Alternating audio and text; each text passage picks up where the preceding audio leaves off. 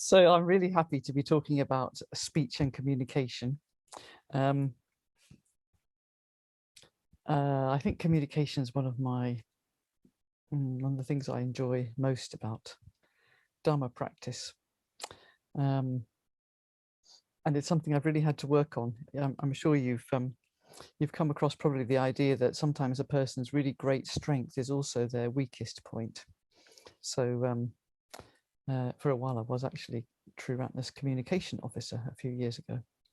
Now I'm the overall safeguarding officer. Obviously I got that job because people thought I was good at communication, but I do remember in my early days in Triratna, as a mitra working in right livelihood, people sometimes used to wince at my jokes, and people would say, well, they're very funny, Catherine, as I was then, but it's terribly worrying. We never know what you're going to say next, and it could be, scary and go all wrong. And so I used to get loads of feedback about my communication. So I've worked on it a lot over the years.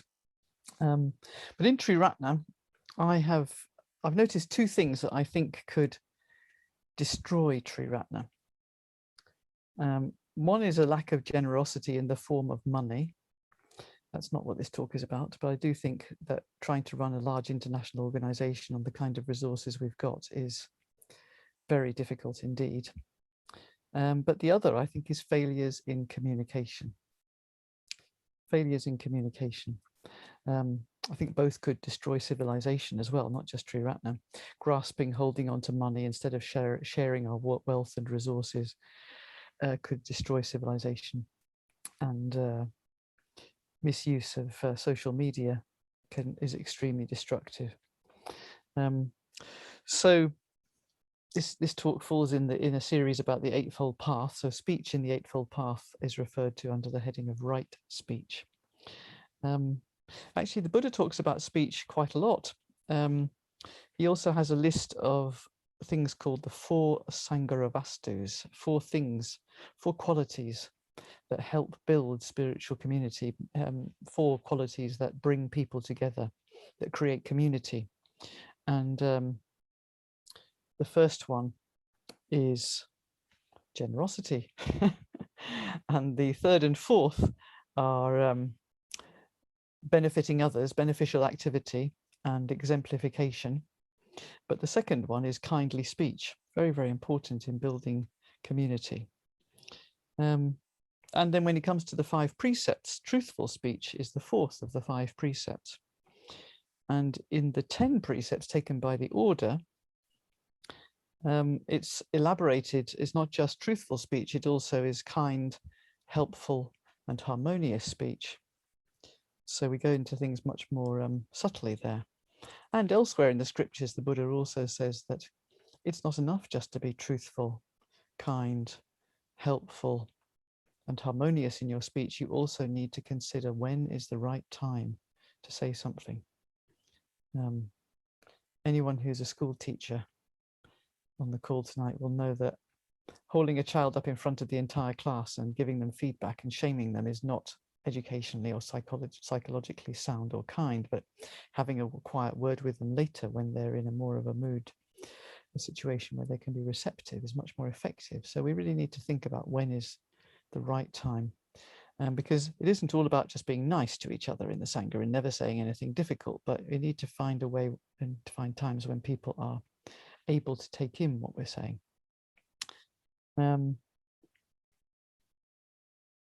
And it's interesting that the speech precept in the 5 precepts is about truthful speech. But as you know, when someone asks you, does my bum look big in this? Just being truthful is not always enough. You have to find ways of also being kind. So we have to be quite subtle. I might come back to that later. But what I really want to talk about first is the practice, the wonderful Triratna practice of rejoicing in merits. So if you're not sure what that is, Maitri Sara has just done it in her introduction to me. So thank you very much, Maitri Sara. It's a real gift, actually. It's a real gift to be able to rejoice in someone else's good qualities. And my experience is that it's a gift to the person you're rejoicing in, but it's also a gift to the person doing the rejoicing. I've had some lovely meetings where I've had time to just tell a friend how much I appreciate their lovely qualities or how much progress they've made. So I came along to Triratna nearly 30 years ago. Actually, it is 30 years ago. In fact, it's this year, it is 30 years ago. And I've got to say that although most people come along to Triratna these days through meditation and mindfulness, I wasn't remotely interested in meditation. I was really nabbed by ethics and the precepts, the Buddhist precepts, and kindness. That was something that really made a huge impression on me. Again and again, people were kind and they spoke kindly. Again and again, over the years, people have rejoiced in my merits and I have rejoiced in other people's merits. And I worked in a team-based right livelihood. I used to work at Clear Vision, the video project, Buddhist video project in Manchester that has now closed down, sadly. But if you work in a team-based right livelihood and you live in a community, which used to be very common, and I had a training for ordination group, and I had a Mitra study group. So I discovered that if you have all those things, you can make your birthday last 3 weeks, because all of them will have separate birthday celebrations for all their members. And usually what people do in those things, their greatest gift to each other costs absolutely nothing. They would just sit down and say, let's have a round of rejoicing in the birthday girl's merits. So every June, I would have this lovely fest, this feast of rejoicings. And it is transformative. It has transformed my life completely. It's the simplest of gifts. It costs absolutely nothing. But I really would encourage you just to do it whenever you notice something that is genuinely good or is genuine progress. Speak it out loud. And you can say it to the person, but you can also rejoice in someone's merits behind their back. This is positive gossip. And when somebody is rejoiced into you, you can go into where the person's not present, go and tell them, oh, we were really rejoicing in your great qualities yesterday. It is enormously community building, because most people hate themselves, or at least they're much less confident than they outwardly look, including me. And we now know, psychologically speaking, that the brain is hardwired to be far more receptive to criticism and threat than to positivity. So we need to spend far more time on appreciation and kindness, and really, really emphasize what we appreciate about each other. I have a relation who's quite seriously ill and very, very alone. And I'm his only close relative. And every now and then we speak on the phone, and he's in quite a state. And I tell him something positive about himself. And I can hear in the space of the next sentence, his entire mood changing, even though it's on the telephone. I can't see anything. I can hear him changing. He is totally transformed by someone just telling him something positive. Very, very important. So you can do this for yourself too. That's really what the first stage of the Metta Bhavana is about. But it's much more immediate, I think, when someone else does it. They give you their time and attention. And you can really watch the extraordinary difference it makes to a feeling of closeness. So speech is a Sangraha, a means of building community, because where it creates trust and safety and confidence, in a safe environment, a warm environment. And that's really important, whether it's a chapter, an order chapter, or a training for ordination group, or a going for refuge group. I'm not sure what you call it currently in Birmingham, but here we call it a training for ordination group, or a Mitra study group. People flourish, they study better when they feel loved, is my experience. So that's a very big emphasis in the Mitra study group I run. It's just to make people feel cared for and loved. Yeah. So coming on to truthful speech, why is it important to be truthful? Well, the short and flippant answer is Donald Trump. That's not me making a political point. You can take whichever political tendency you have, but I think I hope we would all agree that spreading fake news and conspiracy theories and rumors on Facebook is incredibly destructive, and honesty and kindness are what underpin any society, any community of people. Without honesty and kindness, things just fall apart.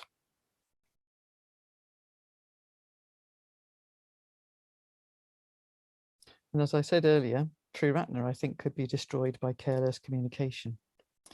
So some of you will know that we've been through some difficult years in the last few years, people talking about controversies in our past. And sometimes during those years, 2017 to 19, I would read things on the internet that were complete and utter rubbish. And I knew they were rubbish because they were about me, because of my job, some of them. Or they were about things that I had done work on. And I knew they were completely untrue. There are on the internet fake news sites about scandals in Buddhist Sanghas that might be slightly based on truth, but largely completely fabricated. Remember somebody in the Sangha sending out an email to a lot of order members about something which was completely misinformed. And it was, when it came to me, I wrote to the person and said, look, it would have just been so good if you'd written to me first and asked me, rather than spreading this thing that you think happened that involved me, because I could have told you, I could have corrected your facts and it would have saved a lot of trouble. But then they said, oh, that would be a good idea. so the lesson for us all is, do be really mindful with Facebook and Twitter and emails. Don't just share things on. Ask yourself, check your facts, write to the person it seems to be about and ask them, can you fill me in on this? Because we should be as honest as we can with each other, but we can do enormous harm. So it's an interesting question to ask ourselves. Why do we sometimes not tell the truth? I noticed sometime before the pandemic, I was on my way to my chapter, and I left home a bit too late to get there on time. And there really wasn't any excuse, because in Stockholm, there is an app that you can put in exactly where you are and where you're going. And it tells you exactly which trains and buses you're going to get and when exactly you'll get there. So, there's really no excuse for being late. And but I was late. And on my way up the pavement towards my friend's house, I caught myself thinking, oh yeah, the bus was late. And then a split second later, I thought, no, it wasn't. It wasn't late at all. It's my responsibility. It's my fault. I am not going to go in there and lie. I'm going to just say, sorry, I didn't leave enough time. And my friends love me, and I'm sure they won't be too upset. But I did notice this. I was planning to lie. And it was because I have an attachment to a view about myself that, I don't want to be a person that people think is late. I want to be perfect. Well, that's not really very honest, and it's not very human either. So I really learnt something there, just catching myself. So we talked about truthful speech. It's not enough, actually. We also need to communicate effectively. Anyone can speak, but that doesn't mean that there is communication. There is a difference between just speaking or writing and there actually being communication. So I think effective communication, in my experience,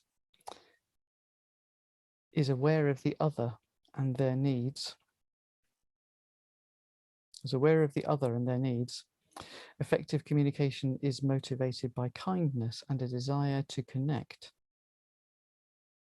not just by my need to be heard, and not just my need to express my opinions. Lucky everybody else, you are going to hear my opinions. I think this desire to connect is a really, really important thing. We can really notice when communication is pushing us further away and bringing us together. And you can notice that in what someone else is saying too. Then think, what can I do to, as we seem to be getting further away, what can I now do to bring us closer together? Might take some risk taking, just to name what's going on. And I think a lot of what goes on Facebook is just people wanting to share their opinions, whether or not they're really kind or helpful or harmonious. So in the Eightfold Path, we talk about right speech. And it's right where it's not only truthful, just in the factual sense, but in line with reality with a capital R.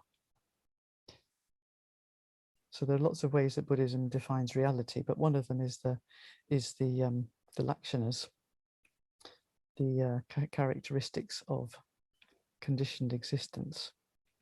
So when our communication is informed by the lakshana of dukkha, our understanding that all beings suffer, and the lakshanas of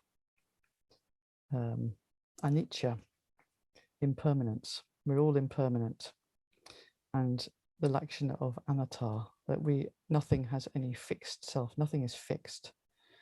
So who we are and who the person we're talking to is changing from moment to moment, dependent on conditions. We often communicate with people and about them with the illusion that people are fixed.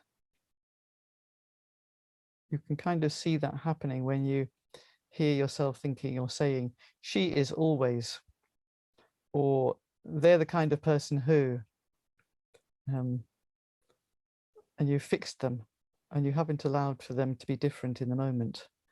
So that's a real practice for me at the moment, actually. It's not fixing people as being like this or like that and trying always to leave space for them being a bit different today.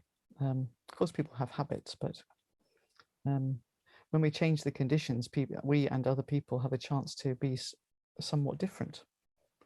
So leaving space, leaving wiggle room, I suppose, in difficult conversations, not sort of nailing people down, fixing them.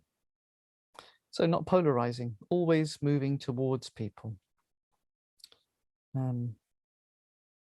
I can find sometimes that I'm quite narked by how people are behaving, and it's quite tempting just to shut down and think, oh, well, sod it, I won't talk to them. They can take a running jump. But actually, I remember someone saying years ago that in the scriptures, you see that very often, or always maybe, the Buddha speaks first. He takes the initiative. And I really take that as a practice, that where things are getting difficult or polarized, I might think, well, it's up to them to ring me up and offer to have a conversation and make it up. But actually, I try to really, never mind that, just swallow my pride and send them a text and say, shall we talk? Just take the risk rather than taking up positions. So pride, I suppose, is a big thing in unskillful communication.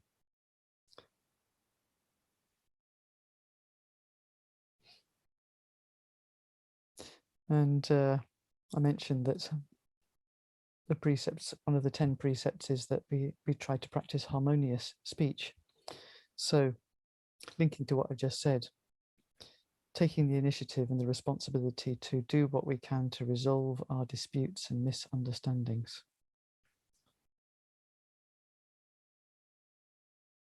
There's a scripture, I think it's in the Dhammapada, it says, many do not understand that we are all heading towards death. Knowing this, we will, something like, resolve our disputes. Knowing that we are all impermanent, there's just no point in holding on to pride. Just take the initiative promptly. Not making assumptions, not jumping to conclusions about the other person.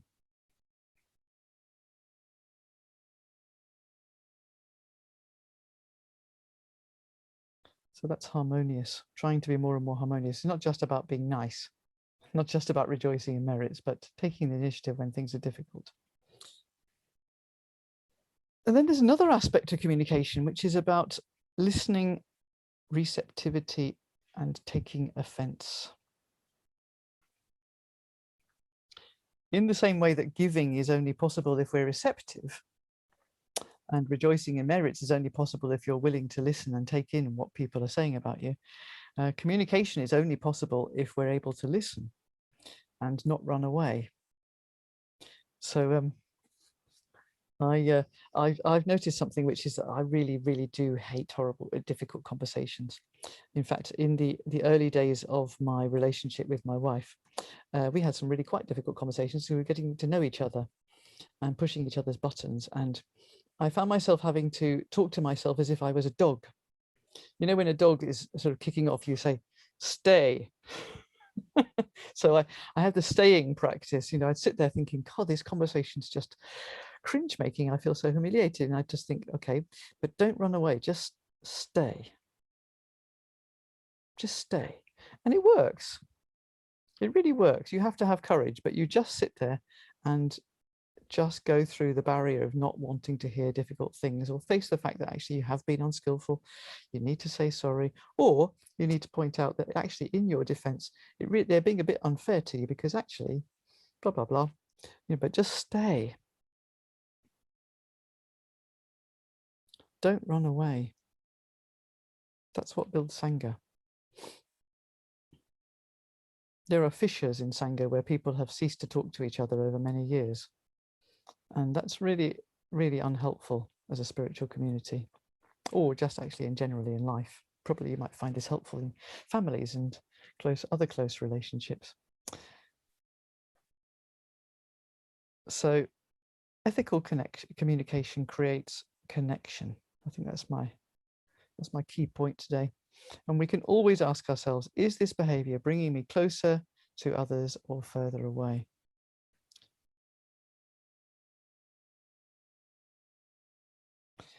And then there's another bit, which is this bit's called keep your mouth shut. Speech is also, communication is also about what we don't say. It may be true, but is it helpful, and does everyone need to hear this? So, you know, this is a practice of avoiding gossip, avoiding speculation.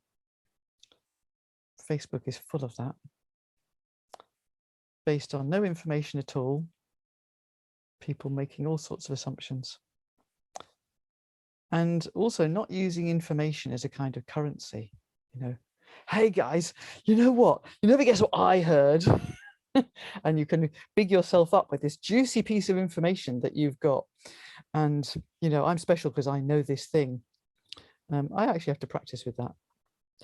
I don't find that easy. But it really divides people. And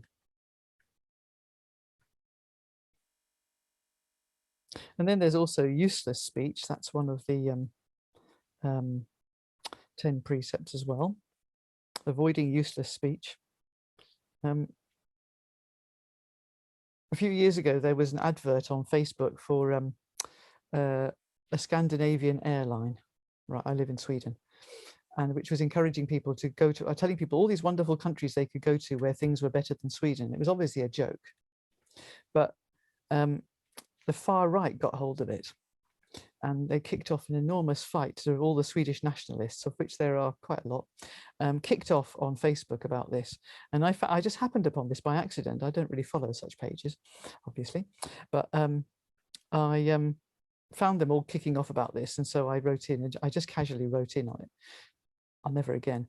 Come on, guys, this is a joke. All right. And Swedish people are very good at English, so lots of people read it. And within 5 minutes, I was abused as an immigrant. I was soundly abused by all over Sweden, people kicking off, going home, go home, you. So, you know, don't do that. Yeah. So I just wish I'd kept my sat on my hands there. And that applies also to, you know, have you ever had those moments where you hear something come out of your mouth and you think, oh my God, I can't believe I just said that. So this is the difference. I think this is the difference between the first and second stage of the mindfulness of breathing. The first stage trains you to notice something you've just done, which is really good, helpful thing to, because then you know, where necessary, you can say sorry or correct what you just said. But the second stage trains you to notice what you're just about to. And this is a lifesaver, because do that and you can become more and more, much better and better at catching yourself just before you say something really cringeworthy.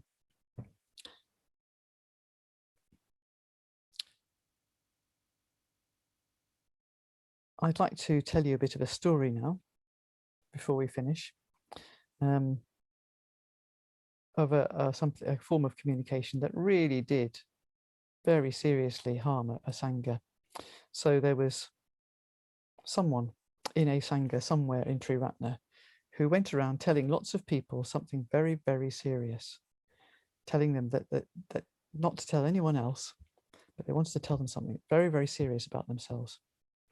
And each of the people that this person told thought that they were the only person who knew, and that they've had this burden of keeping it secret. So some of them kept it secret, but some of them started telling just one or two other people, saying, look, I've just had this thing shared with me, I don't know what to do with it, but don't tell anyone else. And then somebody decided to deal with it without consulting anyone else as to what was the wisest thing to do. And then another person found out and was very angry because they thought they should have been told first. And then another order member decided that it would be a good idea to tell the whole Sangha, because everyone ought to know. And the result was that the person who started with the story left the order, and left Triratna, not the order, important. And it caused years of lasting conflict in the Sangha.